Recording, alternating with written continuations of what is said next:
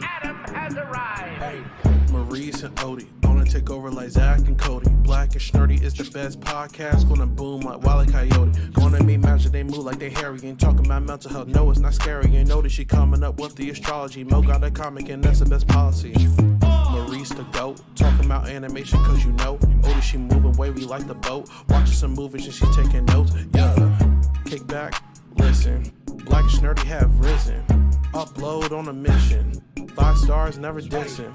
Black and Snerdy, ooh. Black and Snerdy, yeah. Black and Snerdy. Hey, welcome everybody to the 101st episode of the Black and Snerdy podcast. 101. I, of course, am Maurice Kid Licorish, aka or Mo, aka Kid Licorish. Sorry, You forgot. I forgot. Yeah, sorry. Y'all know me as Mo. Y'all don't need to know my government. And I'm Odie. Yes, and together we are the Black and Snerdy podcast, the only podcast where two sexy nerds who are black come together and talk about a bunch of stuff. Like we're here. We're queer. Get used to it. Get used to it. Or if you're already used to it, thank you. And thanks for having us here. How have you been? It's been some time. It's been, our last recording was... I want to say it was either in November or December. It had to have been before the holidays. Yeah, so it's a new year. Yes. It's a new us. Yes. It's a new season. New Arguably, new year, new us, same old bullshit. Yes. Yes. Speaking of same old bullshit, shall we toast? Yes, we shall. Our 101 episode. Yes. And oh my goodness, this is going to take some, sorry. For those of y'all who are listening to the podcast in audio realm, we are also we are broadcasting this on YouTube as well. Yes. So this is recorded. This is our first foray into YouTube world. Yeah, we're excited. And we're excited, you know. We're doing new stuff. We said we're new year, new things. Yeah. We have a new setup. We have new equipment. Mm-hmm. So we look different. Mm-hmm. Hopefully you like it.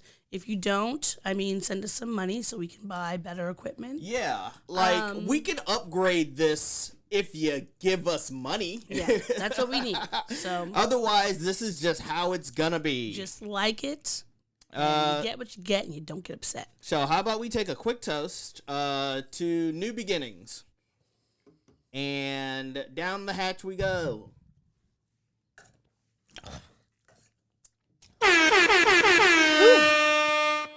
That's how we bring in the new episode. So for those of y'all who this is your first episode, we are two people who have known each other for years. We're HU alum. HU, you know.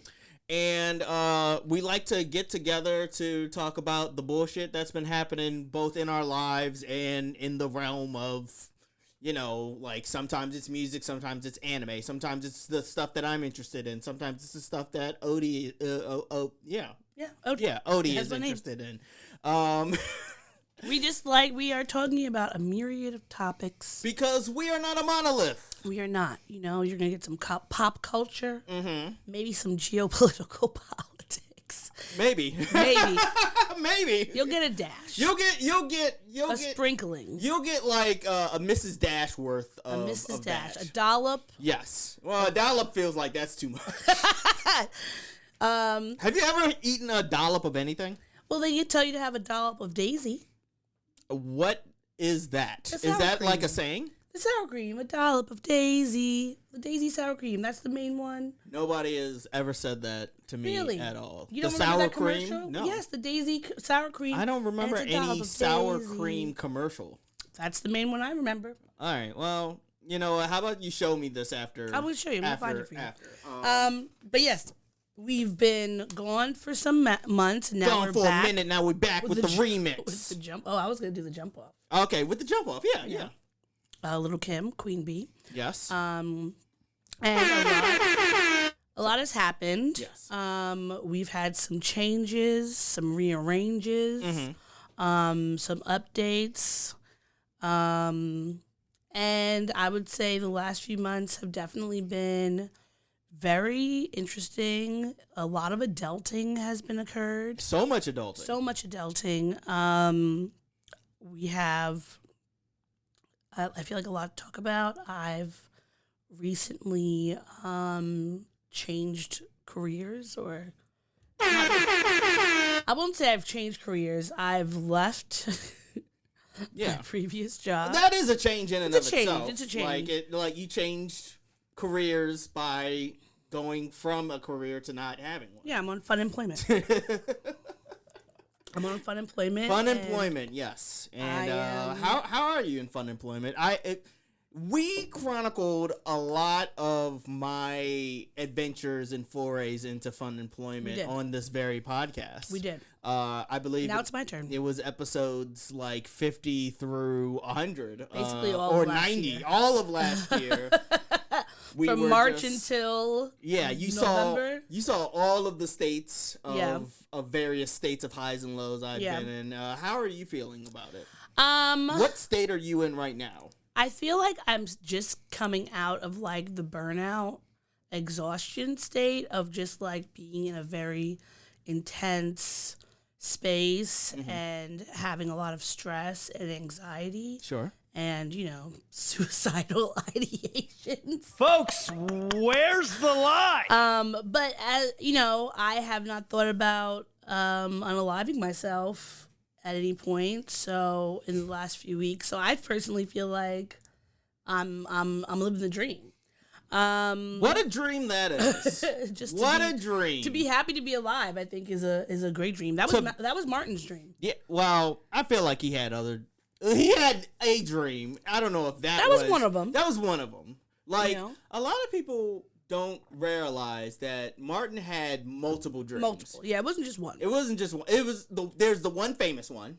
But of course he had more. I mean, like, you don't just ever have one. He had a dream about waking up for a math test and not having his pants on.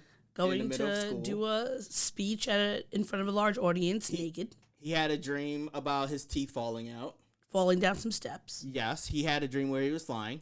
Yeah, so many. So many dreams. I will say this. That is a reoccurring dream of mine, is that my teeth are falling out. And there's something there's something about that, and I don't remember what it is, but I know teeth falling out, waking up in like high school, or like going somewhere naked. Like those are like really like the big ones that people generally have. And there's meaning tied towards those things. I just don't know of it off the top of my head. I don't think, I've seen it before. Like, I don't think every single dream has a meaning. I think sometimes it's just like your subconscious is firing off on all these different cylinders.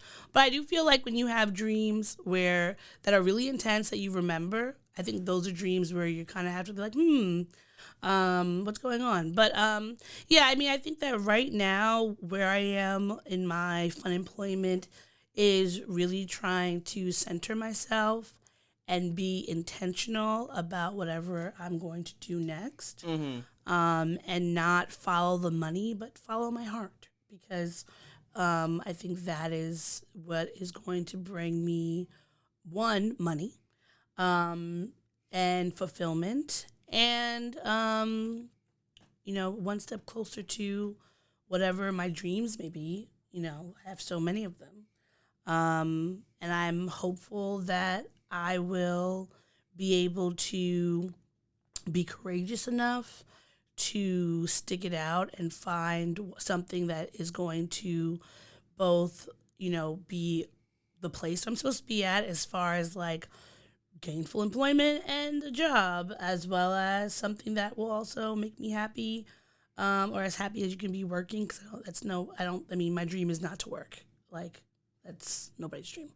But I'm not a trust fund baby, so I need to. If you could get paid to not work, that would be a heavenly dream. Could you imagine? Like that, what's his face just did a bit about how rich people like say that they're busy, but they're really doing nothing. Yeah. And I realized that just by watching Curb Your Enthusiasm. Yeah. Like a lot of those episodes is literally just Larry walking from doing nothing to doing nothing, and then finding the minutia of in between all of the doing of nothing. He goes to get like his lunch at the random. He's on an airplane to go do nothing. He's hanging out at his friend's house, having dinner, going to random events. It's nothing. Like, I want to be... where the people are. Want to be where the people are. But, like, when I choose to be. Yes. So, yeah, I mean, that's been my main... main thing. A lot of big things have been happening. One, moved. Yes, which we talked about before in our last episode. Yes. You have... yeah, we moved in together. I think we already mentioned that. We did. Like, in our last episode. So, we are now living under the same roof. Yes, so that's one thing. The Mo and Odie Househode. Househode? Yeah. The Mo and Odie Househode. All right. That might be the episode title. Listen, write it down. Also, I rehomed my dog, Brooklyn. Mm-hmm. He is with a foster family, which was a very long and taxing, arduous journey. But I want to say shout out to you. Folks, where's the... One day you'll learn these things. One day I will. Shout out to you because I feel like throughout the course of the rehoming, 1, you were super supportive. 2, you were super understanding. And 3, you helped me to navigate that situation, as well as like the difficulties I was having at work, and you kept me grounded, you kept me sane, and you reminded me of what was important, and I really appreciate that. Oh, no worries. I'm grateful for... Yeah, sorry to cut you off. No. I'm grateful for the kind words.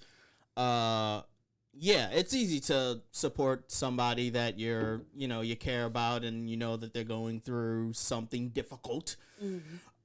So at least for me, it's easy to be there and be supportive. And I'm happy that you came out on the other side of it, with this experience under your belt, in a positive way. You know what I mean? Yeah. Like things could have gone any number of ways. Yeah.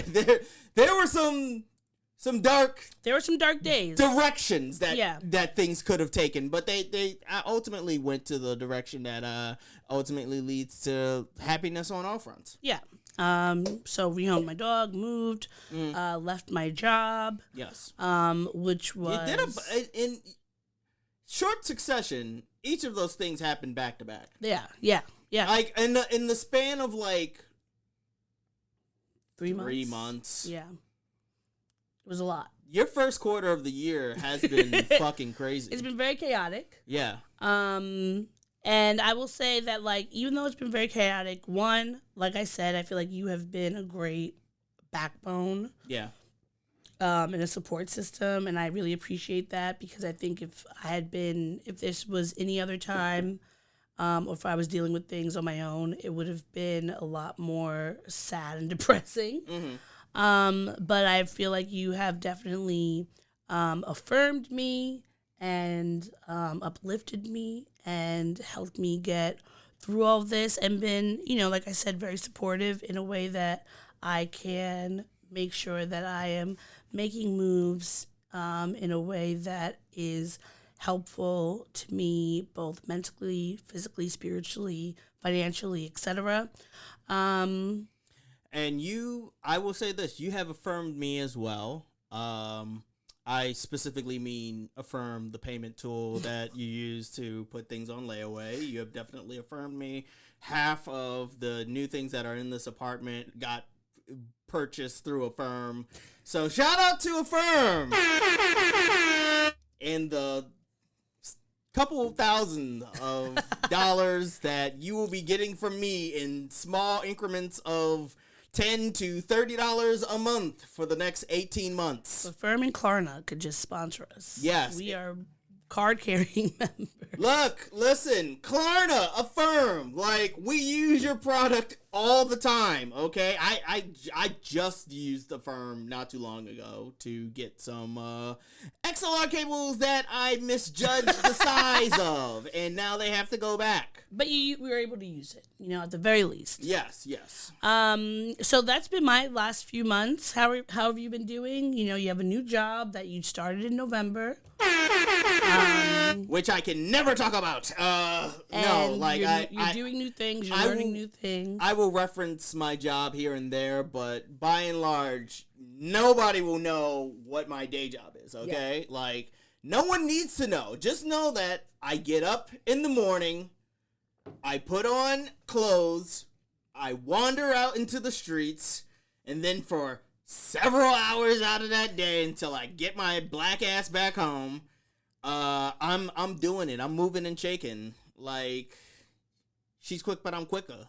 She's sick, but I'm sicker. That's what I'm doing. I'm out there. Let me ask a question. Within this last, let's say, since we recorded, can you name 3 things that have made you happy? Wow. I wish I had known that you were gonna ask this question. It's off the cuff. Okay, yeah, sure, off the cuff. Okay, 1. In no particular order, actually. No particular order. 1, PlayStation 5. Sony, you could also sponsor us because I play that A lot of teenage boys out there do not have a PlayStation 5. And I have so much enjoyment knowing that I have a PS5 and I'm using it to play Risk. That's right. It's a great game. I can play Fortnite and Call of Duty and Ghost of Tsushima. I hope I'm saying that last game correctly because it is a masterpiece. It's a really, really, really good game. I haven't played it in a while. I might have to pick up the sticks and do it in a little bit. But... no, I'm playing Risk. Risk is great. Yeah. I love Risk. It's honestly it's the closest one can get to de-stressing yourself. Oh, yes. After a long day of work. It's de-stressing through colonization. Exactly, through colonization. Now I understand why the Europeans love it so much. It's fun.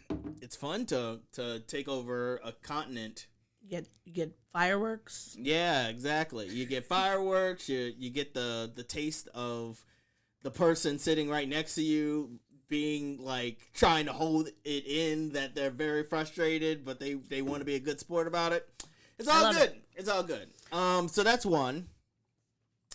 2, just being gainfully employed. That's a big thing. And being, well, I can't say that on here. There's a certain term that I've been saying since I got my new job, yes. but I unfortunately I cannot say it.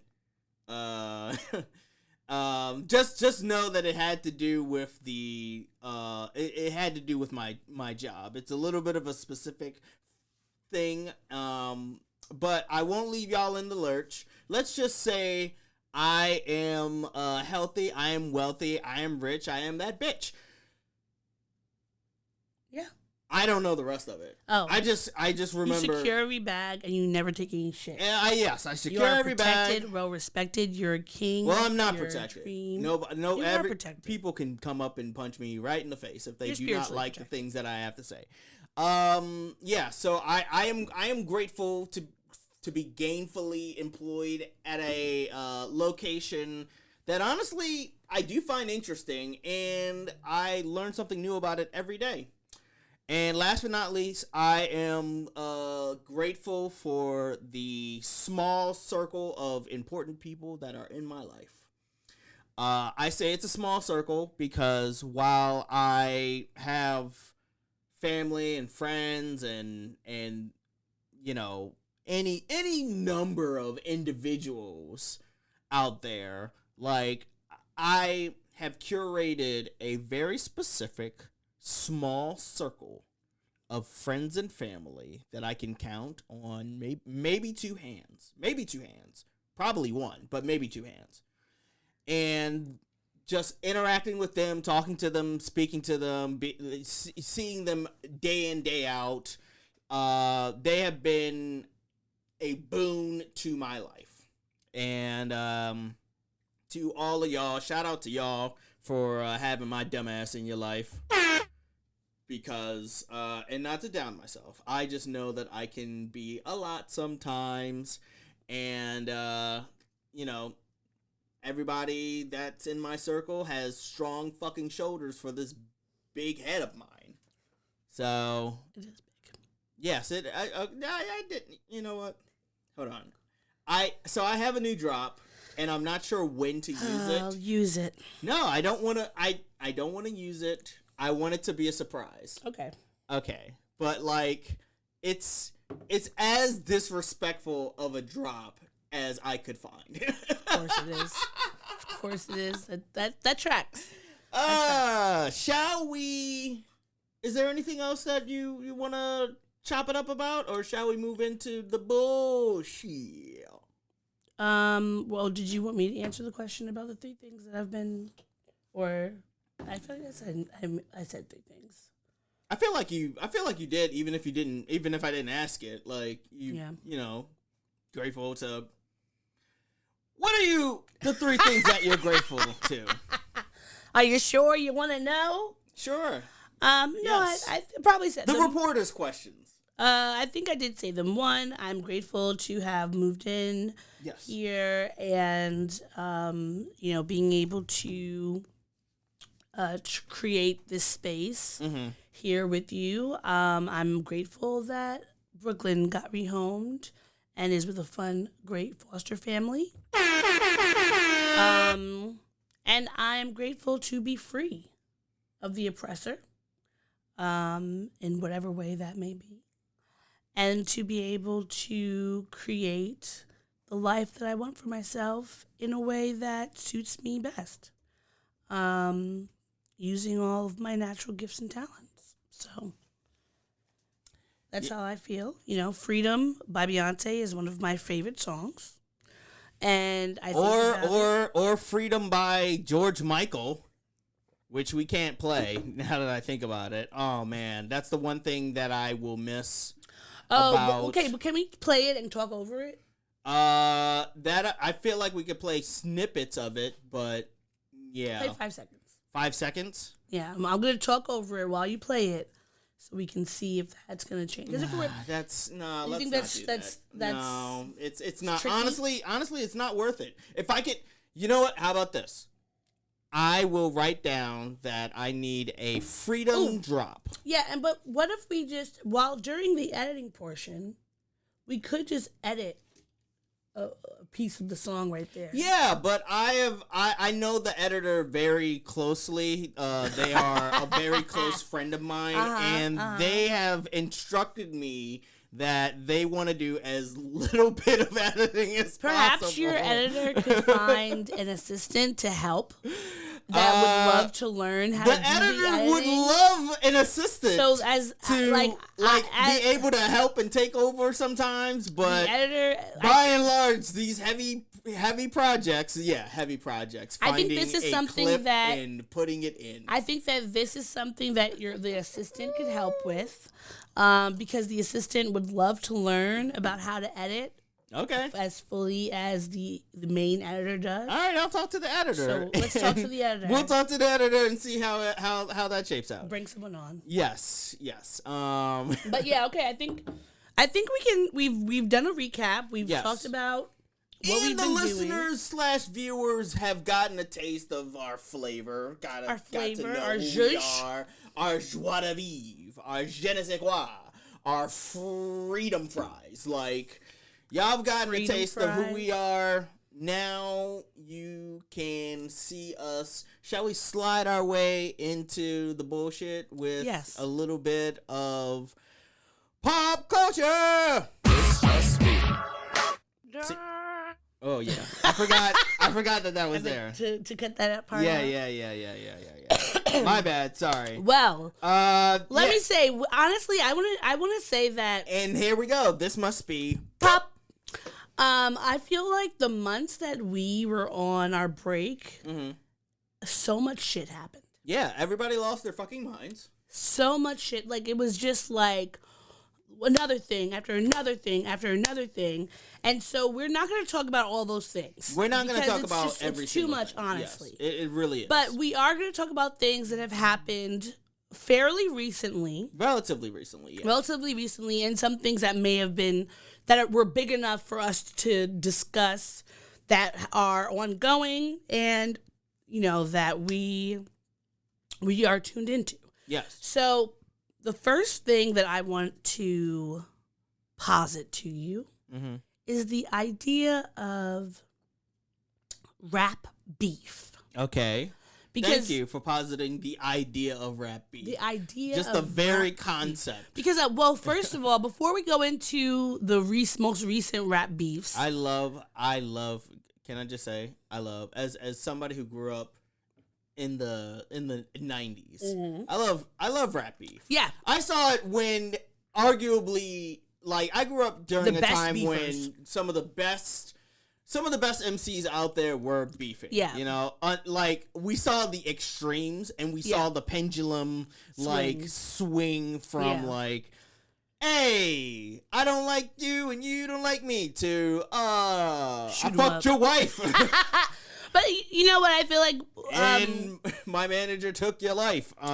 This is a good a good segue into the conversation. Sure. Because I feel like for us who grew up in the 90s, sure, even though, you know, we were younger, we still have a insight into what we saw rap beefs being. Yeah. We've seen the evolution of rap beef. Exactly. So, like, when I think about when we were younger and you have, like, Tupac versus Biggie, Nas and Jay-Z, yes, Foxy Brown and Lil' Kim. Yes. Like, you've named 3. Rule of 3, baby!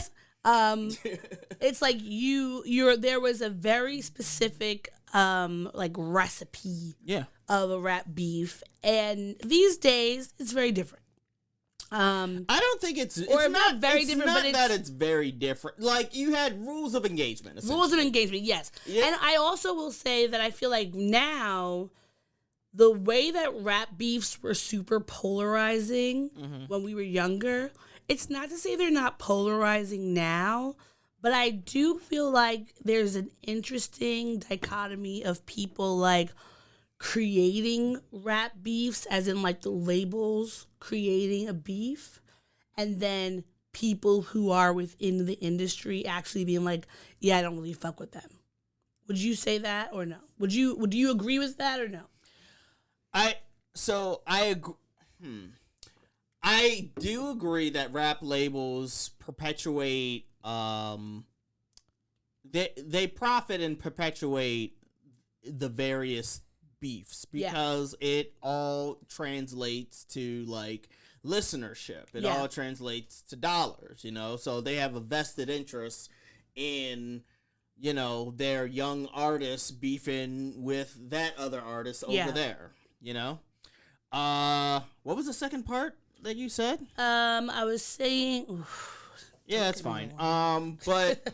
But yeah, like I think that the labels do perpetuate beef. I also just think, like, there's just a bunch of like, there's various reasons for beef. I tend to gravitate towards the beefs of who is the best artist, who is the most creative rapper, who is the king. I gravitate towards those, like, who's better at this skill, you know what I mean? And if I can come out and take you down lyrically without ever having to get physical with you, or even, you know, if I could put pen to paper, use my mind, use my flow, use my lips, use all of the tools that I have at my disposal to dismantle you and prove to you both that you're not on my level and I'm better than you. Like, I love those beefs. I don't necessarily like the beefs that, like, the drill artists Yeah. engage in, like where it tends to be more deadly, you know. Because I know, like, I've like heard you. I have a distaste for death. Well, yes.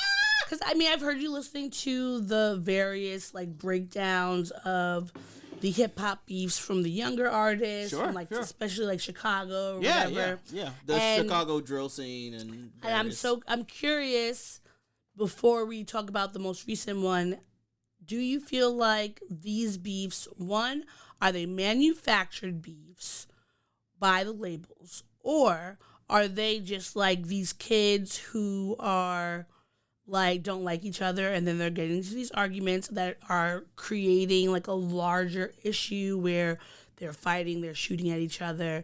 And also, is this new level of beefing, as in like they're not going to the pen and paper, but they're going to shoot each other or beat each other up or whatever?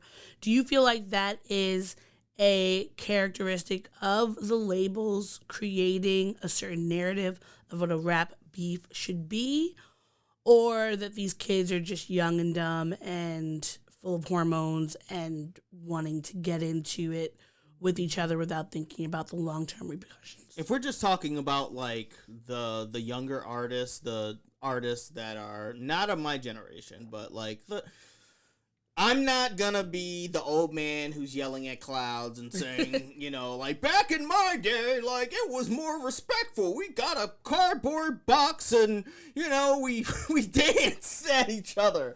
I'm not gonna say that because, like, I first off, I think that labels are perpetuating but not necessarily creating the dissonance and the destructive elements that are leading these young musicians to want to go at each other, do harm. I think it's just dumb motherfuckers who are young, dumb, and full of like money now. Like they get a few dollars, they get a few $1,000s in their pocket, and all of a sudden, like, because they're young and because they're not like their bodies and brains aren't fully developed to like be able to handle emotion, the smallest slight on dumb things like social media or like, you know, like Instagram posts or somebody, you know, like the amount of, I both want to speak on this, but I have to tread lightly. I'm not naming anybody. I'm not throwing anybody's name out there. I just think that it's not the rap labels perpetuate it and profit off of it. I just think it's being started by young, dumb fucks. All right. Quite frankly. Well, bringing it to the more recent pop culture news. Okay.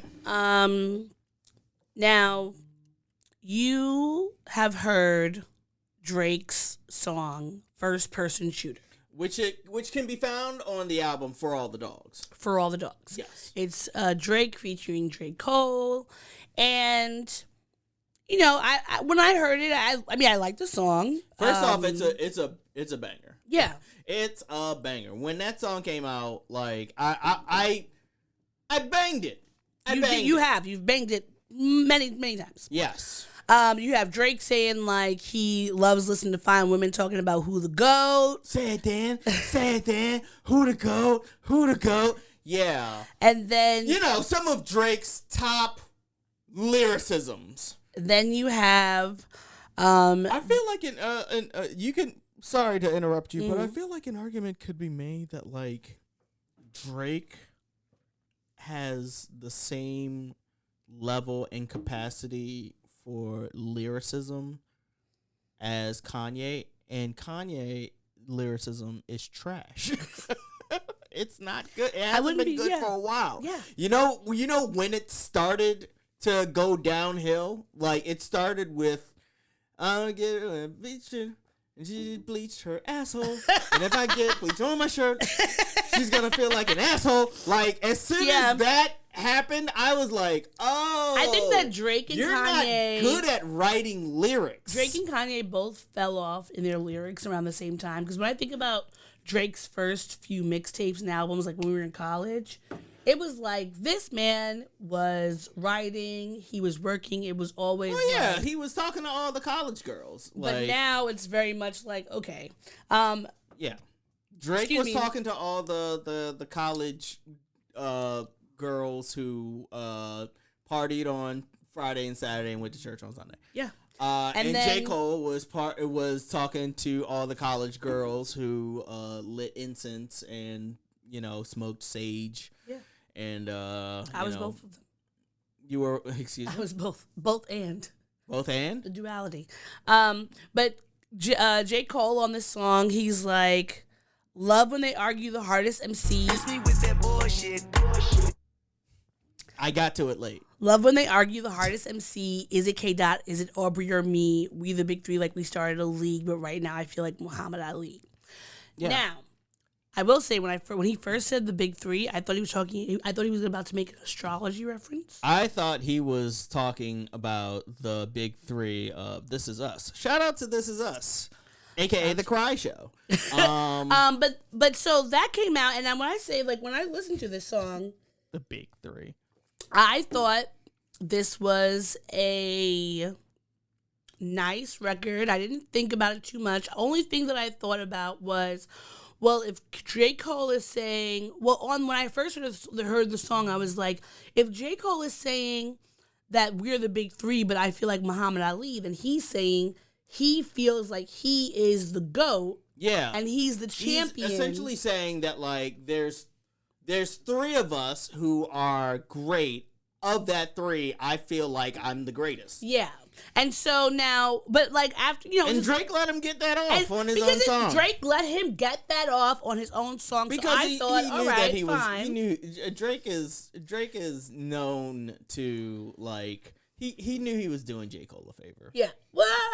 Yeah, he was doing a J. Cole. Because J. Cole, I'm a huge J. Cole fan. J. Cole has been putting out a consistent amount of high quality work. His music is the most Def school of music where you have to sit down and you listen to his lyrics. It, you need a dictionary, you need a thesaurus, you need an encyclopedia. No, not even that you have to have a dictionary or anything to listen to it. The fact that you have to listen to the lyrics at all. Like, there are any number of songs that you could just get up, move your body to. Yeah. The lyrics could be like any dumb thing, like shake it like a salt shaker, or like any number, like to the window, to the walls, to the sweat drop down my balls. Like, it's like, but the beat is the hardest thing. Yeah. You don't think about what J. Cole makes music where, like, the beat might be okay, but it's in service to the lyrics. Mm-hmm. And you have to listen, like, essentially, it's not even that you have to listen to the lyrics, you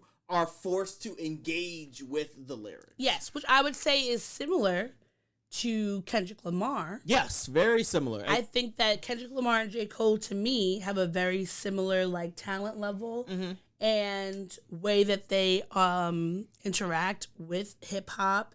And how they elevate it, because they're not just making like these party songs. They're making songs that, yes, some of them you could party to, and some of them are like you have to think about it, and they have a greater meaning, which I think is connected to the original rap and hip hop songs where these people had a message.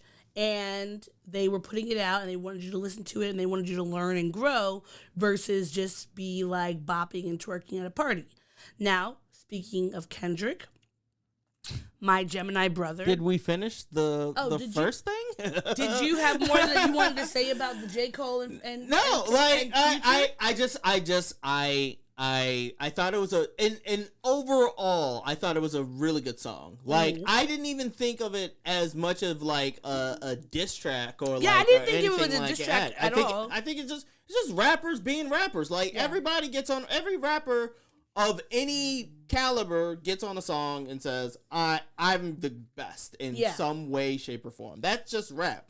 Like, one day I want to create a song in every genre where you take rap elements, like the type of rap lyrics that you find in rap, but put them to a different genre. So like talk about money, cash, hoes. Money, cash, hoes. But it's like techno music. I listen to that. Money, cash, hoes. Money, cash, hoes. Money, cash, hoes.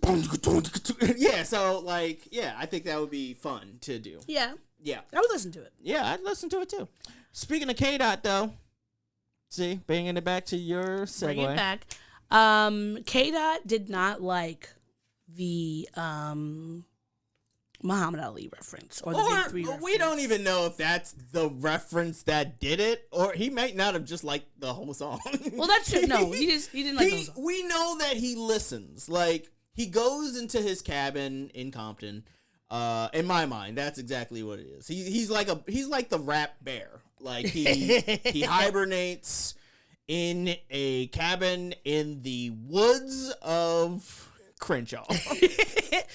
and he you know, like, he comes out every now and then. He pops his head out. Yeah. You know what I mean? So he came out Probably should have used the gopher metaphor than a bear, but it's fine. Well, both. Yeah. He came out on a album that Future has with Metro Boomin. Yeah, Future dropped a new project with Metro Boomin. And now called We Don't Trust You. I think it's called We Don't Trust You. I think it's called We Don't Trust You. Yeah, We Don't Trust You. Yeah, We Don't Trust You.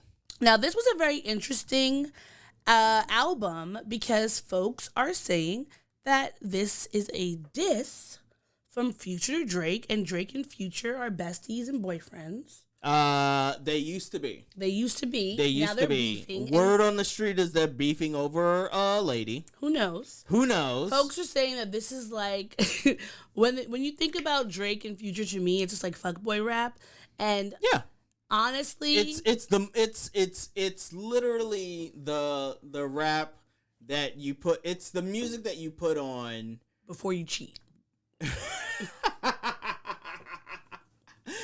I was gonna say it's the music you put on when you roll right over, look at them, and be like, "Oh no, no, you thought I was gonna see you again? No.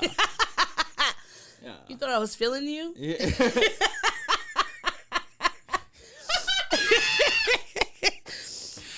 Okay, yeah. Like, but I think about like this, Drake really or Future really sounds like heartbroken. Like, damn. You think that this sounds like heartbreak? I feel like it sounds like heart compared to Drake Future songs about like the women. You think he's heartbroken over Drake? Yeah, it's the manosphere is crumbling. What are you listening to? The manosphere is crumbling. Like this is aggressive. I've never listened. It sounds aggressive. I don't follow Future as hard as a lot of other musicians and stuff. I like his catalog of like hits, but I'm not like rushing to a Future album to listen like to it scorn. from top to bottom. But I listened to this album. It sounds like a dude getting revenge. Like, it doesn't sound like mournful. You know what I mean? Like, his bestie in the manosphere. You know what? Two things could be potentially true, and how we interpret things could, you know, it'd be our now interpretation. He's upset. Now, honestly, I don't know why Future.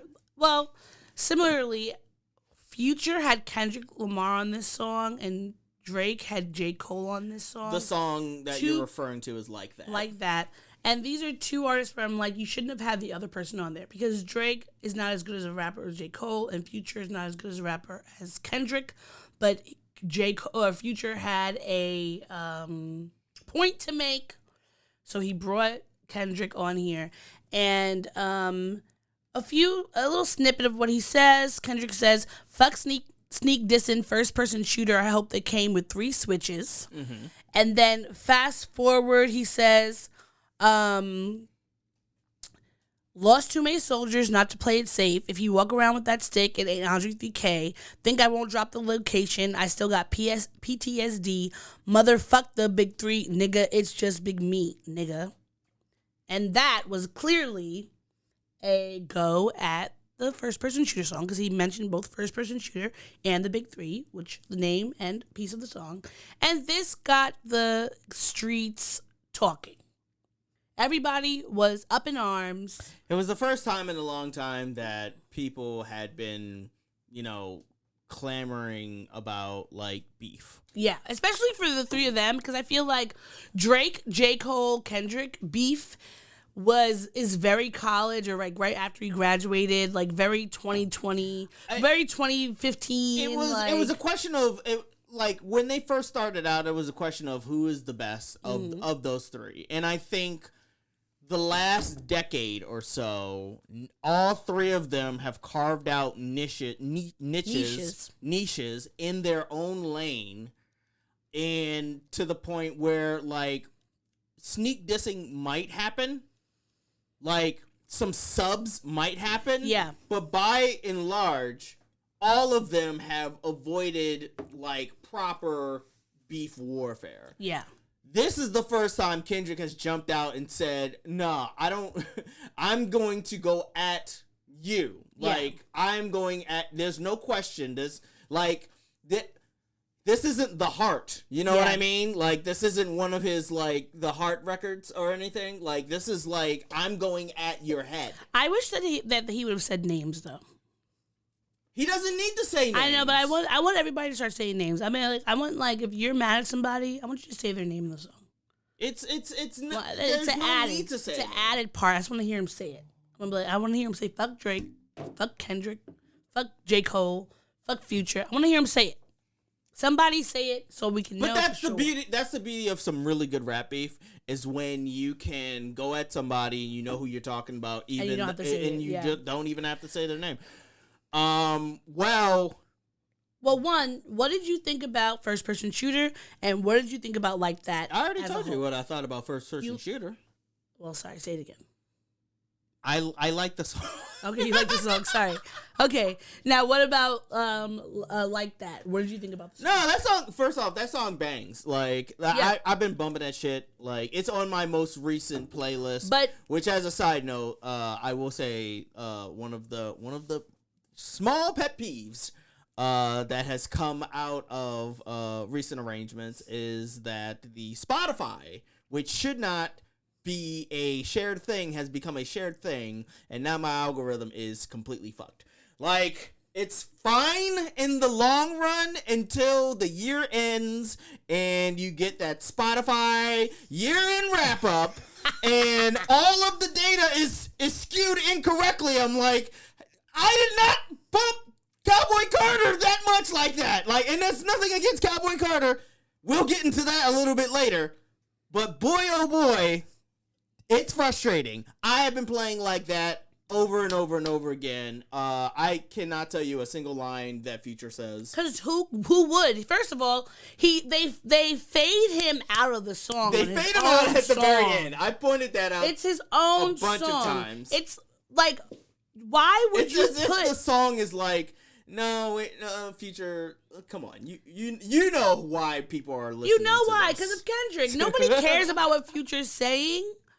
They only care about Kendrick. And he has admittedly, when you look at the bars, yeah, Kendrick has done much better. So I mean, Future is just really there for like the good beats and making, something out of nothing. Wow. Okay. But it's not Future. I'm here to listen to your Pulitzer Prize winning writing. Because nobody cares.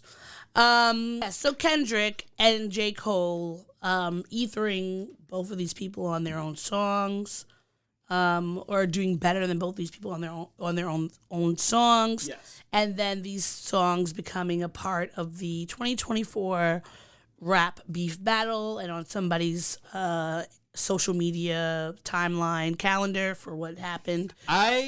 Throughout this year. I heard you in casual conversation reference the Like That verse, and I cringed. Wait, I did. What did I say? Really? I forgot about this. What did I say? You said the line. You said he said F the big three. It's just big me. Oh shit! And I was like, oh, look at that. Wow. This is only something Kendrick can say, like, because Kendrick's my Gemini brother. You tried to get that off, and the person that you said it to, I think, just moved right past First of all, it. now I'm like, who did I even say this to? Because I do not remember, and I feel like you're making stuff. I am not making. It was on a phone call that I just so happened to be in the room for. And do you want me to actually say it out loud or no? Because I want to know who it was. It was on the call where your sister told y'all that she got into all the schools. Oh, lovely. Yes, Okay. and you got that off. It was literally like, did. yeah, you did. Wow, I forgot. Yeah, Okay, but hey. and everybody Pop was culture. just like, okay. Pop culture. Look at Kendrick's. Look at his influence. Okay, actually, this is what happened. Like, you said that thing. You said it. Mm-hmm. You said it, and that's I okay. said it. It's Yeah, okay. I did. And you said it with all the confidence and bravado in the world. Okay. And they moved on as if Nobody cares. Nobody cares. Should never allowed you to do drops. Should never allowed you to do drops. Okay, well, after this shout whole, out to the Care Bears movie. so, there was about 2. What do you say? It was about 2 weeks in the media. Where Yeah, this that beef was 2 going. weeks. That was 2 weeks. And before. then, recently, J. Cole last week, yeah, this past Friday, he dropped an EP. EP called "Might Delete Later." Might delete later. Wow, isn't that apropos? Which we'll get into in a little bit. And he talks about the song on this.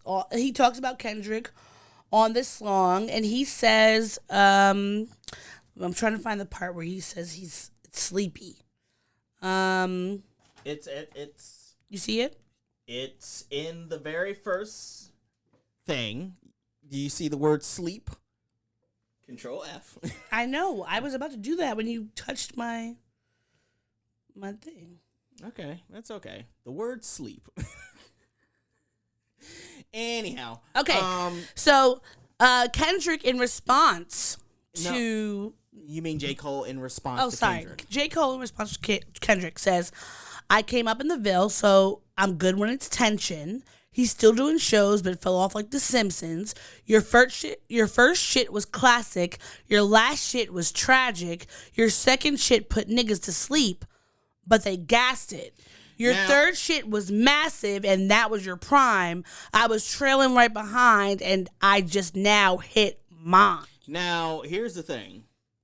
J. Cole is the last person to be talking about somebody's album being sleepy or putting people to sleep. Like, J. Cole, again, I'm a huge J. Cole fan. I love J. Cole. You know what I mean? Like, when Lil Pump had that song called "Fuck J. Cole." Yeah. I was one of those old heads that was like, "How dare you?" But no, like people engage with J. Cole's music to listen to it. They're not bumping it for like, they're not bumping it at like clubs or parties or even get-togethers or even like hangouts or even what do we usually have here? Kickbacks. Yeah. Nobody's at a game nights, kickbacks or anything like that because it's just like, yeah, like if I put KOD on, I'm going to go to sleep. It's a lot of. It's a chill music. It's like smoke and He's drink a Tribe and relax. Called Quest. The Yes. man. Yeah. It's a very chill, relaxed atmosphere. Like I'm not bumping him at parties. Yeah, exactly. No. And I'm not to say that I'm necessarily bumping a lot of Kendrick at parties either. Sure. Because I'm like, okay, Loyalty might be at a party. Actually, I this is what I will say. Kendrick, this is what I wanted to say as far as J. Cole and Drake. Mm-hmm. Kendrick can do what both of those people do in their lane. Yes. But better. Okay, yeah. The damn album was basically Kendrick saying, I can put out a record that will blow up, have catchy in the club songs. Like Humble, Loyalty. What else is on that album? It's been a minute since I listened to it. Yeah, but it's a good. I mean, it's a good album. It's a good album. I would say, to me, I do believe, I agree with what you said, that, like, Kendrick Lamar... Element, what's that? Feel. Wait, what's Element? DNA, my bad. Wait, Element? what's Element? Yeah, take me an element. No. That's not one I can think of. I mean, now that you're saying the beat, I kind of recall it, but, like... DNA, come Humble, on. Loyalty. Feel. Which one? Oh, yeah, Feel, yeah. I think that Kendrick definitely does he usually will have, like, say, To Pimp a Butterfly, there's probably, like, most of them are going to be, like, cerebral songs. But there'll probably be at least one or two on there that you'll find people playing in the club. But that's what I'm saying. Like, which is why I feel does what J. Cole... He does what J. Cole does as far as, like, lyricism. Yeah. Making songs where you have to sit down and actually listen to what the lyrics are trying to say. Yeah. He does what Drake does, which is, like, catchy, you know... Poppy, yeah. Global music. He does those two things, but better when he focuses but he would rather put out the music that he wants to put out. Yeah. And tell a story that he wants to tell. Because To Pimp a Butterfly, is that the one that won a Pulitzer? Yes, it is. So it's like... It has All Right, I mean, All Right, of course. I mean, yeah. All Right, we are going to be listening to that forever. King Kunta. Also, I love that Kunta. song. Yeah. Yeah, name two more. The Black and the Berry. Yeah, in hood politics. Oh, sorry. I think, like, to me, I mean, I loved Pimp a Butterfly. What was the most recent one? Is that To Pimp a Butterfly? No, the most recent one is The Big Steppers. The Big Steppers. That was the one where he had the one where he was arguing with the girl. Yes. Okay. And, like, to me, The Big Steppers is definitely an album where it's more like a listening album. But I feel like there's probably at least one on there. There are elements to it where it's like, oh, I can hear that as a party. Yeah, like N95. N95. Yeah. Take out the cloud chicks. Take out the yeah. Take out the idols. And that's that one you could definitely hear. But I think that's the thing about him is, like, he will make a whole album and he'll give you one or two songs if you want to, like, you want a fucking party song, here you go. Yes. And then that's it. The rest of it is going to be what he wants to do. And, like, I think that I would definitely agree. J. Cole. It's very telling Drake. that we started this section of the conversation talking about J. Cole's EP album and, like, what he just said, and what we ended up going into is Kendrick. Well, I mean, feel like that's appropriate. Funny enough, J. Cole has apologized to Kendrick at his recent Dreamville festival. Oh, hold on. I don't think we even went over the fact that there's a diss on there. Oh yeah, we did. We my bad. Sorry. 7-minute drills. A diss. Yes. So recently, J. Cole is doing his Dreamville festival right now in North Carolina, and so before he talks to the audience, or he's talking to the audience, and he's like, basically that he dropped an album, and the diss track was basically the lamest shit he's ever done. Because he was basically saying, like, I've been in my own lane.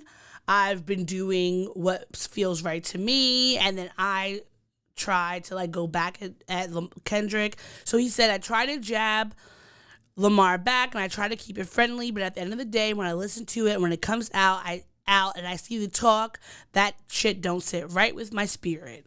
That disrupts my peace. So he also went out to say, like, Dreamville, y'all love Kendrick Lamar, right? And everybody was, like, yelling and screaming. And, you know, people were definitely getting into Kendrick's ass for this. One. You mean J. Cole's ass? Sorry. Yes. Sorry. Yeah. We gotta get.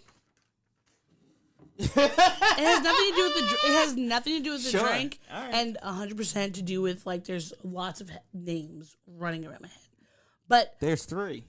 that's enough. Like, that's more than one. I mean, Oh my goodness. Anyway, Sure.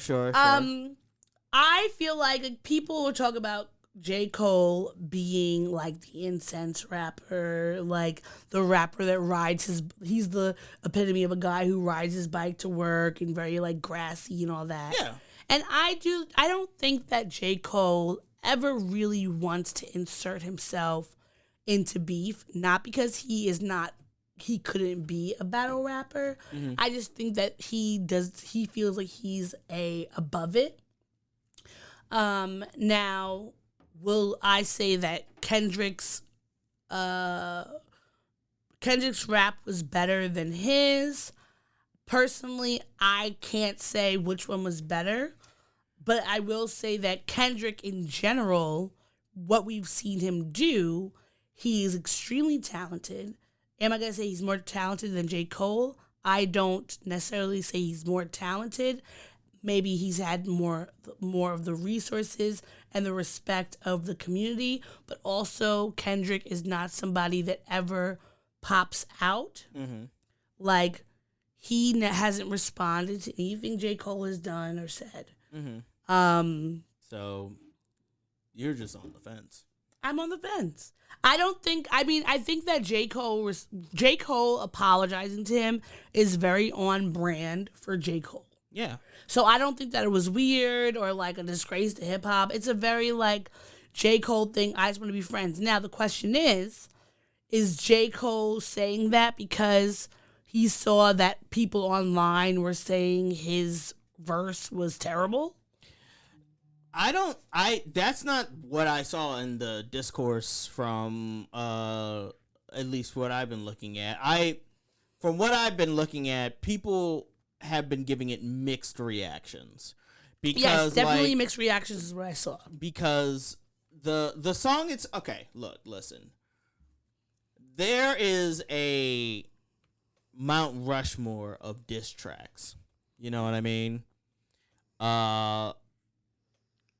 Hit 'em up.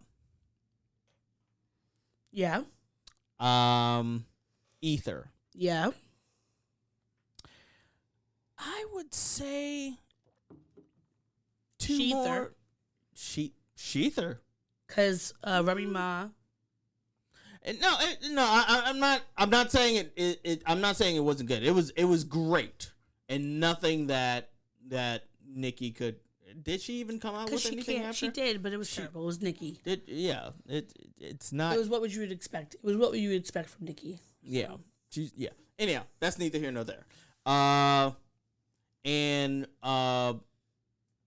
Hail Mary by I don't know. Like, it's hard to come up with the Mount Rushmore, but at least Ether. Yeah. Like the number one. No Vaseline. There you go. No Vaseline? Ice Cube. Who was that against? Easy and Dre. No Vaseline.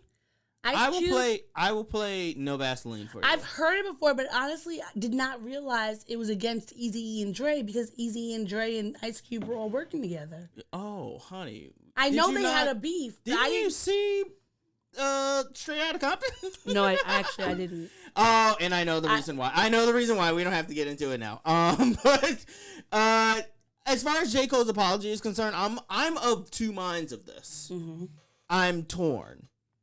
As the healthy 30-something-year-old man, I completely understand the idea of like having regrets, having made a choice and done something that you immediately regret, something that you were proud of, something that you did in the moment that was based off of emotion and looking back at it and immediately regretting it. Mm-hmm.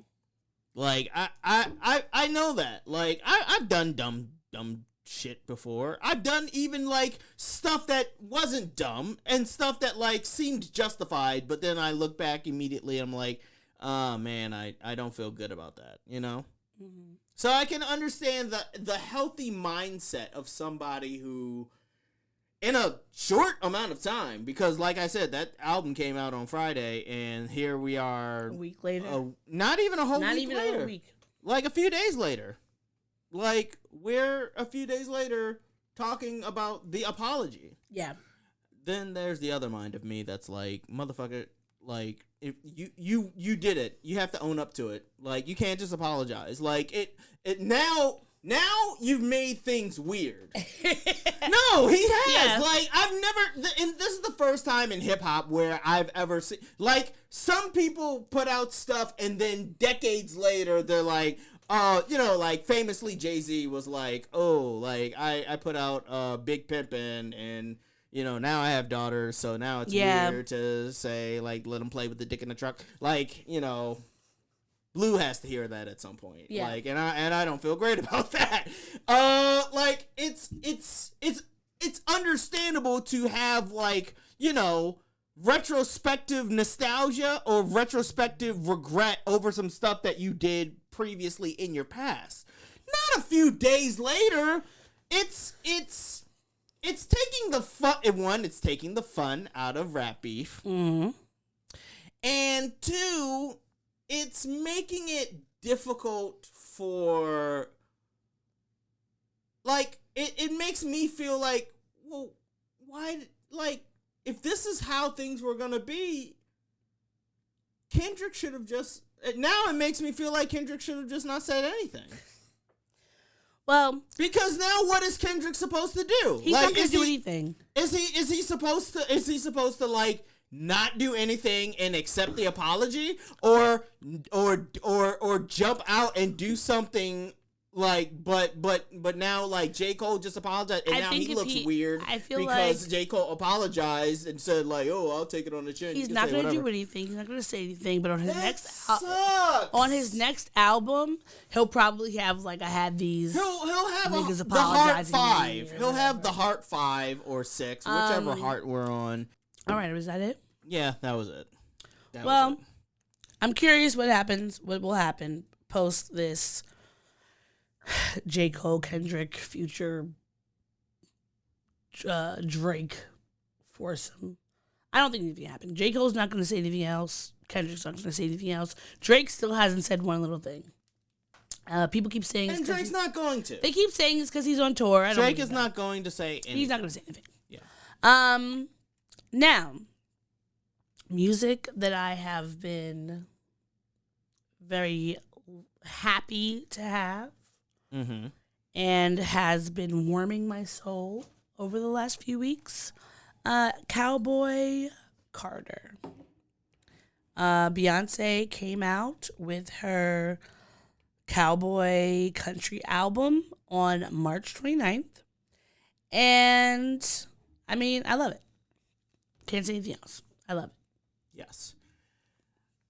I have heard this album a lot. Mm-hmm. As I mentioned previously, this album has been playing ad nauseum in this shared home. Shared Spotify. Shared a lot of things. Mm-hmm.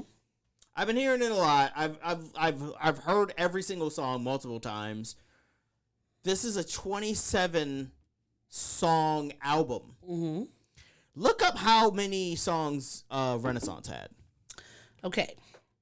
And while you're looking that up, I will say, like, look, you've mentioned before that for anybody who says that this is a country album, it's not a country album, it's a Beyonce album. And what that means is that it's Beyonce doing whatever the fuck Beyonce wants to do. And in this second act of her Renaissance, I question whether or not this is actually called Renaissance, like the Renaissance Saga or whatever it's called. Like Act 1, Act 2, Act 2. Act 1, Act 2. Act 1 was Renaissance. Yeah. Act 2 is Cowboy Carter. We don't know what Act 3 is. It's probably going to be a rock album. We have... Oh, my... You know what? Now, that's all I want to do is spend this time guessing what genre of music Beyonce is going to do in Act 3. Renaissance had 16 songs. 16 is a good amount of songs. Yeah. That's a breezy album. That's like 45 minutes. It was about an hour, I think. It was a little Maybe an hour, maybe 45 minutes. Like, let's talk about how many songs Cowboy Carter has. We needed them. Cowboy Carter has 27 songs. 27. No. First off, some of those aren't songs. Some of those are skits. Some of them are Some of the interludes, interstitials, what have you, that add to the accoutrement that is this album. Mm-hmm. It is a dearth of songs that you have to go through. Kudos to Beyonce for putting out that much content. Yeah. Kudos to her, because she did not have to. She didn't. But she did. She gave it to her. She put out a record that is both appealing to those who are interested in country, Mm-hmm. that are interested in Beyonce, Mm-hmm. that are interested. There are songs on here that aren't like super country heavy, that could just literally be R&B or like, you know, some hip hop elements or what have you. Like, or It's pop country. but pop country. Like, yes, there are some pop country songs on here. Like, She does Blackbird and Jolene, which are very, you know, I would say mainstays in the country arsenal of music. yes. And then you have new songs, of course, Texas Hold'em, which Texas Hold'em and 16 Carriages. 16 Carriages. Those were super the new. lead songs for this project. Um, I want to make it clear that just because my tone is of this ilk, it does not mean that I have disdain for this album. I listened to this album, and there's a lot to like about this album. I don't like the people that play this album, because y'all are fucking annoying, but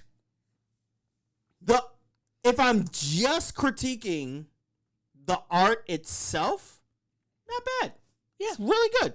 I mean, Really good work. I would Beyonce say- did a really good job at making an album. Again, we what knew she does. she could. That's what she Lemonade, Renaissance. She knocked it out the park again. what What else is there to say? I would say, like, it's hard for me. Well, no, it's not hard for me to pick a favorite, because I would say, like, my favorites are American Requiem, Blackbird, Protector, Dolly P, I like Yaya. Jolene. Yaya, of course, because Yaya is a very, like, it definitely is a homage to Tina Turner. Like, I remember when we first listened to the album, I could picture her in concert doing Yaya, and it being like a very, like, Tina Turner-esque, reminiscent performance. And even, I was surprised, but I even like Levi Jeans with Post Malone, which I wouldn't have been surprised. I was surprised that I actually like it. People have been saying online that Beyonce got him to take a shower before she got him on the She song. cleaned him up. He does sound cleaner. She cleaned him up. He was does actually sound singing. very clean on Which- Levi's. I appreciate. And, you know, Dolly Parton was on several songs on this album. Linda Martell, who was a black R&B artist who tried to cross over because she's from the South and she wanted to do a country album in the 60s, 70s, but was, you know, pushed out and kept out from the market because even though black people created country music, white folks have tried to keep us out again and again, same as with rock music, which is why, same as with rock music and same with the dance music, which is why I think the next Act 3 is going to be a rock album. A Because- Beyonce rock album would be interesting as fuck. Oh, I would love. The thing is, I would put it to this: if you're gonna go rock, I say go all the way and just make death metal. Just have screaming. Beyonce make a death metal album.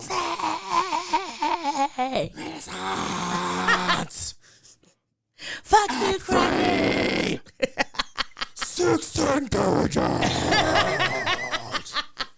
It's a lot. Listen, death metal takes a lot of breath work. Even just that little bit hurt my fucking It's throat. a lot to do death metal. Like you need to be talented. You have to be talented. But I mean, I love this. I just want to say this one thing. Please, Beyonce, give me a few months to a year before you announce another concert. No, you please. No. And unfortunately, it's gonna. You went. I was about to say something that was gonna be a little bit fucked up, but I didn't. Say? But I didn't mean it in a fucked up just way. Say it. We're gonna You picked a bad time to quit your job because Beyonce came out. Like you quit your job and then Beyonce came out. She said to quit our jobs. She said it. She told us. In which song was Break that? My Soul. She said, "You won't break my soul. I just quit my job. I just fell in love." She said it. She told us to do it. She told me. No, Beyonce, that was you Act One. told Sorry. me to do it. That was Act so you One. have to wait until I'm back to being employed. we're on Act 2 now. So you're still going off of Act 1 stuff. Like everyone has moved on to Act 2. Bianca Belair and Jade. Oh my God, they look so cute. Cargill and Naomi are wearing cowboy outfits. Every black person that you're gonna see in the next every black future woman and black is person going to be in cowboy-esque attire. So just get ready for it. And I want to see how long it takes for you to realize those boots are fucking terrible. They're uncomfortable. Everybody knows that. Yeah, I want to see some pictures of some fucked up toes after you done. Everybody knows that they're uncomfortable with Texas Hold'em dancing. You know what I mean? Cotton Eye Joe. Cause and it's not cutting it to wear your Timberlands. Like you have to get these boots. You need to have the cowboy boots. You have to have the cowboy boots. Well, the good news for Beyonce is that Cowboy Carter has made history. I'm going to let you go off on this because you have to go to the bathroom. Because I have to go to the bathroom. All right. This is live. So she reached number 1 on the Billboard 200 chart and sold more with 407,000 album units sold, which is amazing, especially during the time of streaming. It's her 8th number 1 on the chart, so across genres. So I feel like we should just constantly say, listen, what can Beyonce do? Anything she wants. She's extremely talented. She's extremely dedicated to her craft. And if you tell her she can't do something, she's going to find a way to do it. Like having Dolly Parton and Willie Nelson and Post Malone and Miley Cyrus on the album, it wasn't just because she likes their music. It's like, how can I make sure to get myself on the CMT Awards or listed as a country song? You're not going to keep me out if I have country music folks on the album. And that's it. That's all you got to do. And we're back with more of this thing that we've been doing. I'm Black and Snerdy podcast. On the Black and Snerdy podcast, yes. If I had known about the pause button on here, I would have done the drop for it. But what's the drop? You're listening to the Black and Snerdy podcast. Oh, great. That's good. Yeah, that's fine. It's fine though. Okay, so what is next? Or did we come to a final consensus as far as Beyonce? I know that you rattled off some stats. Uh-huh. And Beyonce is queen. That's it. That's all you need to know. Yeah. She's your queen to be. Mm-hmm. And she'll always be queen, and she's going to continue doing whatever the fuck she wants. Okay, cool. Now, what's next then?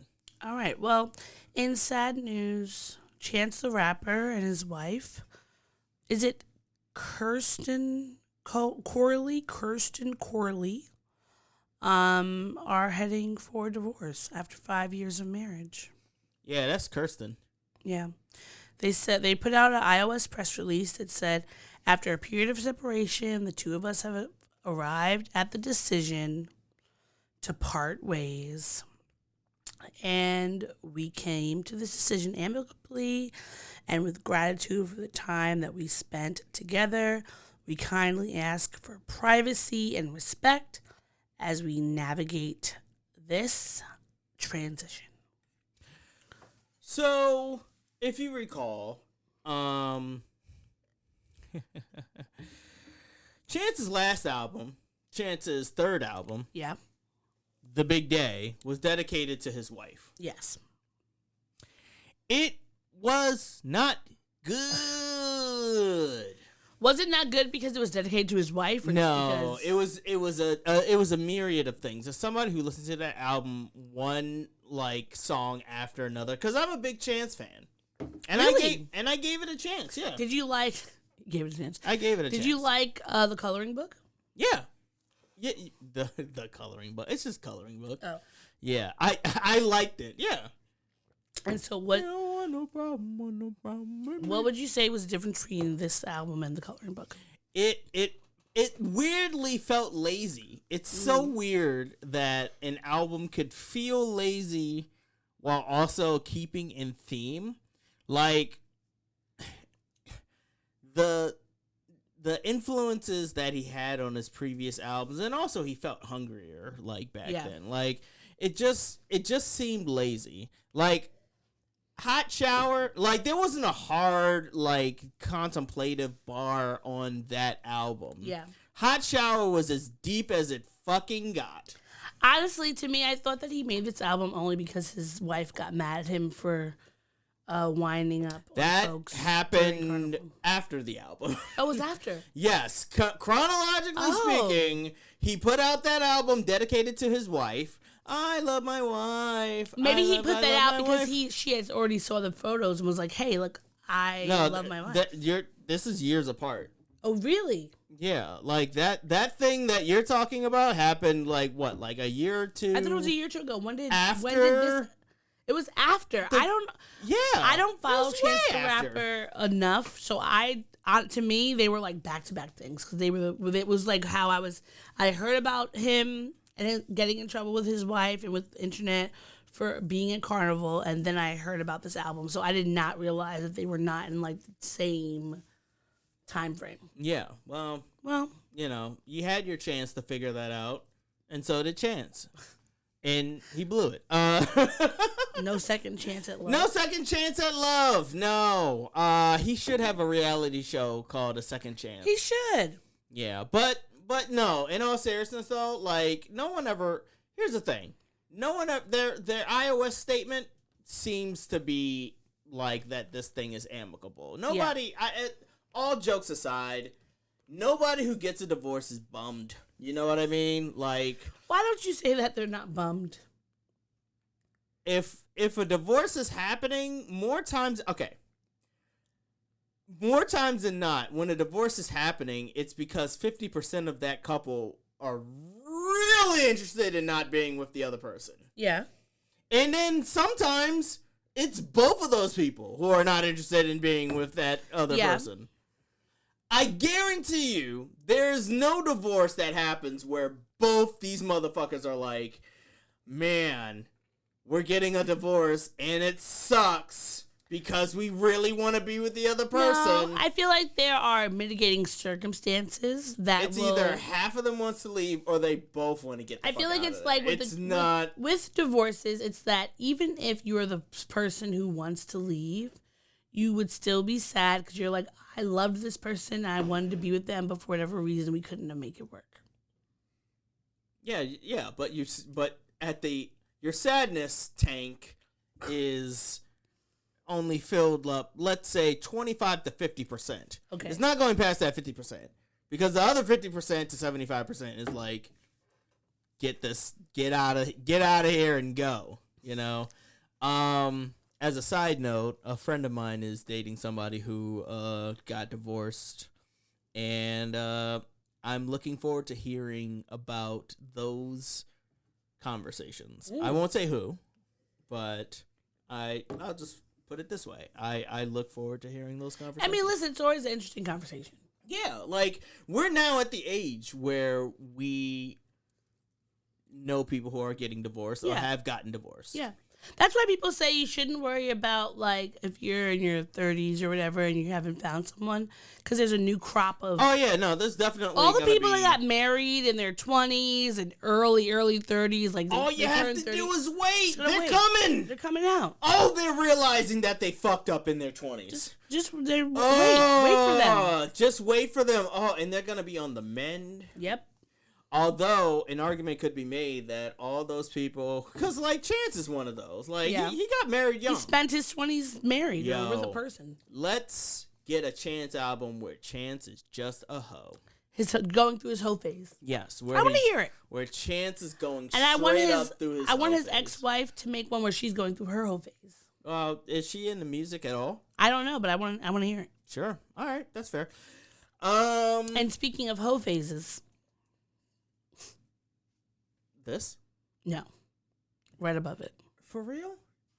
It's not a Good great segue. transition. Well, there's someone who is a big hoe, for show, and that is being... allegedly. Allegedly. Allegedly. That is being currently indicted, charged, investigated. They're Diddy. being investigated, I think. Yeah, Diddy. Diddy is being investigated. Now, this is what we know. No Diddy. No. I've been saying no Diddy. Diddy. Hashtag no we Diddy. know that, a few months ago, last year, Cassie was a part of the New York State, when New York State, it was 2022, said if you've been assaulted by someone, you can file a court case against them within this time frame. Yeah, within like a year. And in November, I believe, I believe we talked about this. She got she and Diddy had a settlement. Yes. And then we thought that was it. And then the next thing you know, Diddy was being accused of many other crimes. The floodgates open. If you have one roach, you have multiple more. roaches. If you have one mice, as a certain boss would say, you have Mises. And so we have learned in the last few months about Diddy, you know. And various women he's dated and been partnered with. One of his producers, a male producer who's worked with him, and a lot of them allegations are very similar, that they were drugged, that they have been raped, that they had been drugged and forced to participate in sexual activity that they did not want to. And so we have now had all of these floodgates opening up. And then, what was it, last week, 2 weeks ago? His house in Miami was breached by SWAT teams. His sons, Justin and Quincy, were arrested. And Diddy was nowhere to be found. Where is Diddy? We don't know. Now, there were several sky scanners that were saying he went to Cape Verde, he went to this Caribbean island, that Caribbean island, he went to Bali, whatever. They were all guessing. We don't know where he is. We don't know the depths of the difficulties facing. We saw pictures of him at Miami airport skulking around, looked like he was crying. But it sounds like chickens are coming home to roost. But it also sounds like he thinks he's going to get away with it because this weekend, he posted up a video for, what was that video? It was Victory. Victory. The music video for the song that came out Victory, in the early 90s. That came out in the 90s.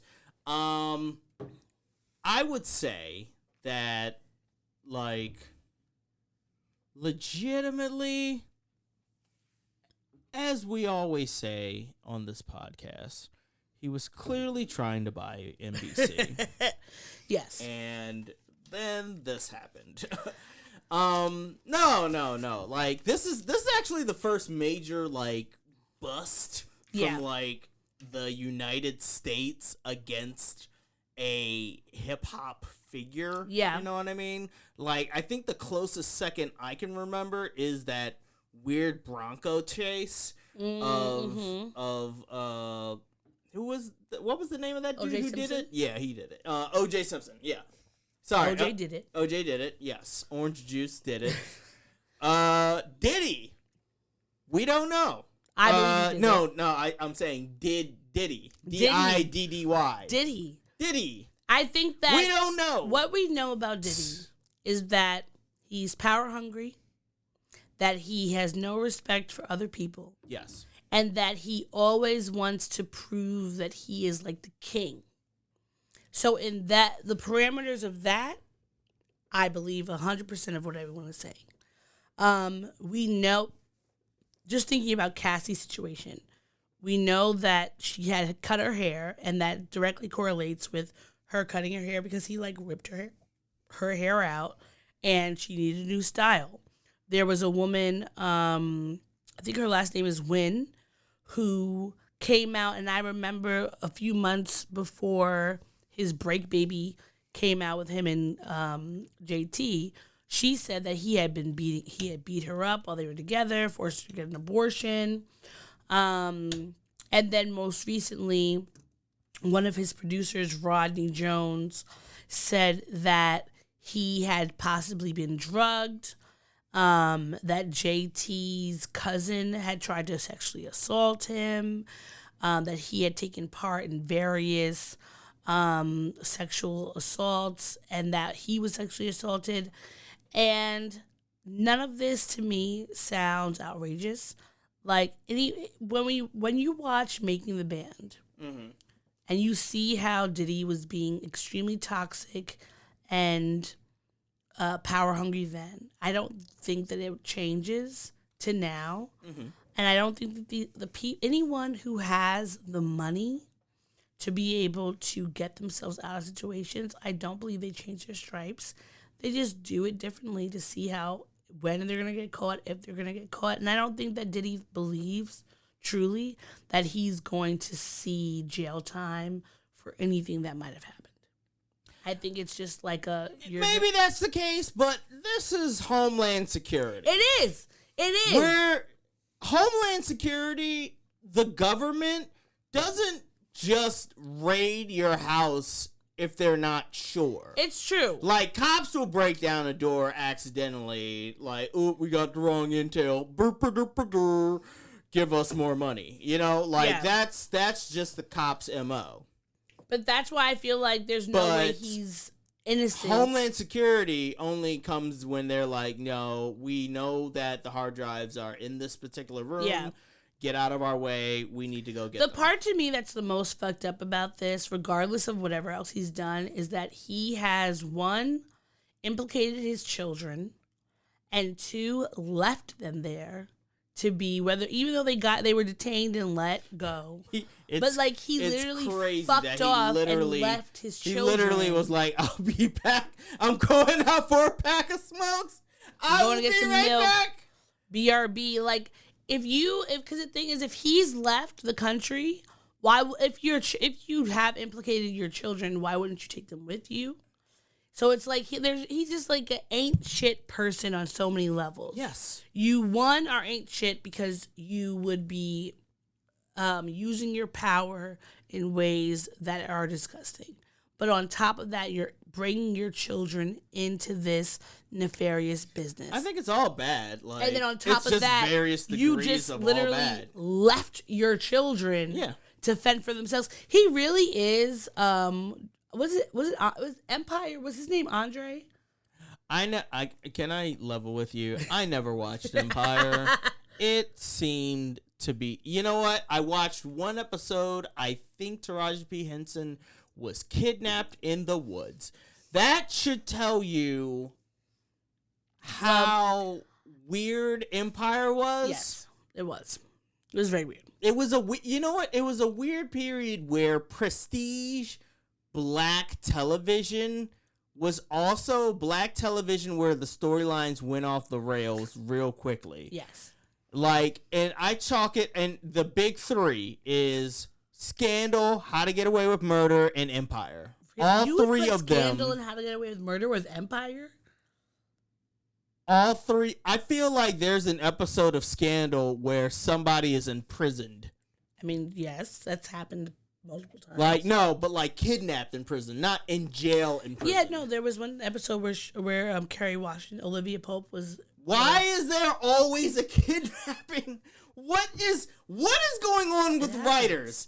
Writers write from influence. What is writers being influenced in the 2010s? I think that sorry, Diddy, sorry. Diddy We're back and on Dre Diddy. from Empire We're are the back same on people Diddy, because he would on Empire he would 100% let his children been the scapegoats, and that the fact that Diddy would allow his children to even it's looking like that's the reason why he had kids. If I'm being honest, like this is some dark shit to go down, but like just the. And I'm not saying this is true. All this is alleged. But hypothetically speaking, if you had all this money, right?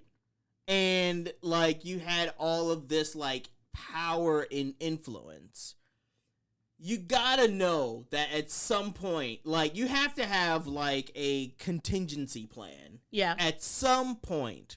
You know what I mean? Like... it's like the equivalent of having go bags if you're a prepper. Yeah. You know? Just like if the shit hits the fan, you gotta have a plan. That's all it is. And what if in his plan, his contingency plan involved his kids taking him out for some stuff? Listen, for the family business. I wouldn't be surprised. For the family business. Because he is that sort of megalomaniac that would allow that to happen. So we're still waiting on more information to see what's going to happen to him. Where we don't even know where he is at this point. I just, I definitely feel bad for the twins. Diddy disappeared. Did he disappear? Did he did it? And did he disappear? We don't know, but we know he's not where he should be. Now you see it, now you see him. Now you Diddy. Is that anything? No. I'm trying too hard. But I think that, honestly... Did you see him? Diddy don't. Hip-hop needs its Me Too call to... Like, they need to have their Me Too movement because it has not happened. Didn't we already have it? No, because because even with Russell Simmons, Drew Dixon had a whole documentary that's on HBO that you can watch right now. HBO Max. I remember the weekend it came on HBO Max, never got promoted. It was just, it showed up and I was just like, what's this? Oh, okay. It was a very good documentary. I liked it. Oh, okay. I like music documentaries. And then I watched it. I was like, oh. Like, Drew Dixon has been talking about hip-hop for the longest time, and it has not gotten the Me Too movement. Yeah, and he fucked off to Bali or some shit. Yeah. And that's why everyone was like, oh, yeah, that's where Jay-Z's going to be next, because there's no extradition. But I'm very curious, like, if there's a hip-hop Me Too movement, who is going to come out and who is going to be outed, how that's going to be. And I think it's necessary because I think there are many of these places where folks have never had to be held to account for their actions, and we need that to happen. There's a larger conversation that could be had about this because I for one, think that it's sadly we are a forgiving people, and it literally takes like 30, 40, 50 people like coming out of the woodworks to say something about one individual, let alone a track record of stuff happening within an industry perpetrated maybe one time, two times or something by individuals, but even still, like, those things are happening and they're being perpetrated and they're being covered up and, you know, like, protected and stuff. Like, it's gonna, sadly, look how much it took to get R. Kelly out of here. Like, that's how much it takes.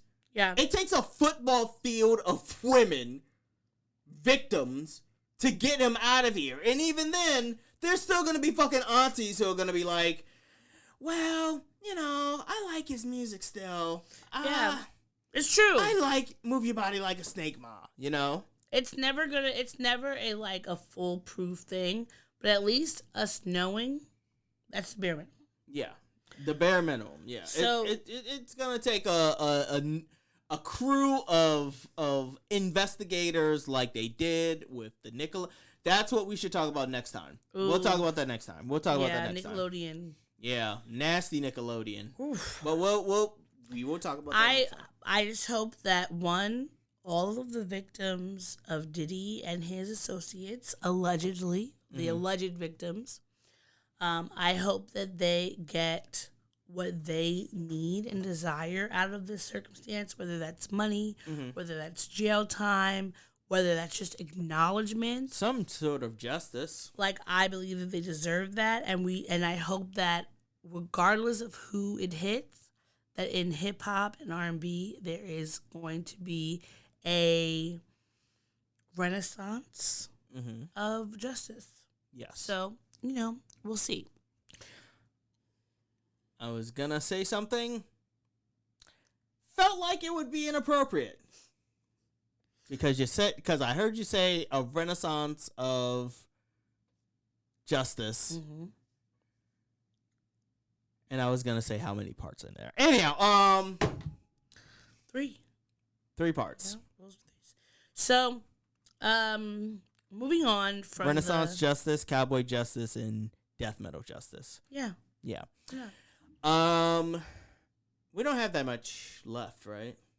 Well, we just wanted to talk about Gerard Carmichael and the woes of. You see how long we've been going, right? I don't. I can't see what this is. Oh. Yeah.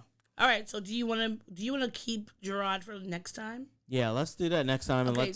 let's do that last thing next time too. All right. Yeah. Okay. Well, then this is it. Yeah, that's it. This is our episode 101. We did it. We did it. For those of y'all who are listening for the first time, please let us know what you think. And if you're listening to multiple, if you've listened to us many times, still let us know what you think. Please like and subscribe. Share this with everybody that you know. Comment on YouTube, we love on feedback. Apple Music, Tell on us the Spotify. things that you liked, that you didn't like.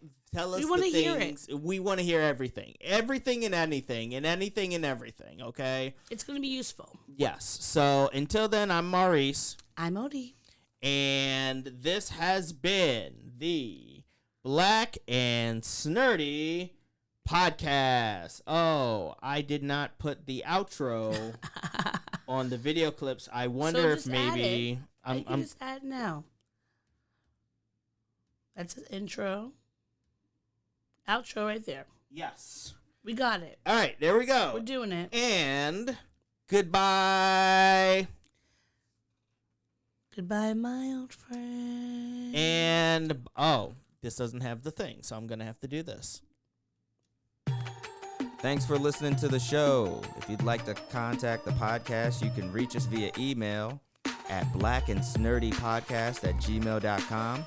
You can also find us on Instagram and TikTok at Black and Snerdy Podcast, as well as on Twitter at Black and Snerdy. You can find me, Maurice, on all social media under the handle Licorish is Legit. That's LICORISH is legit. And you can find me on Instagram. It's that's OD, THATSOD.E. And on Twitter, THATSOD_E. And don't forget to like, rate, and subscribe to us. Tune in next time to the Black and Snerdy podcast, where nerds of a feather flock together. Remember? Bye. Boy. Not yet. Not yet. No, this is keeping it. We're keeping this in. Don't forget to take your meds and your subs and drink water. Bye. Bye. I actually want to keep that.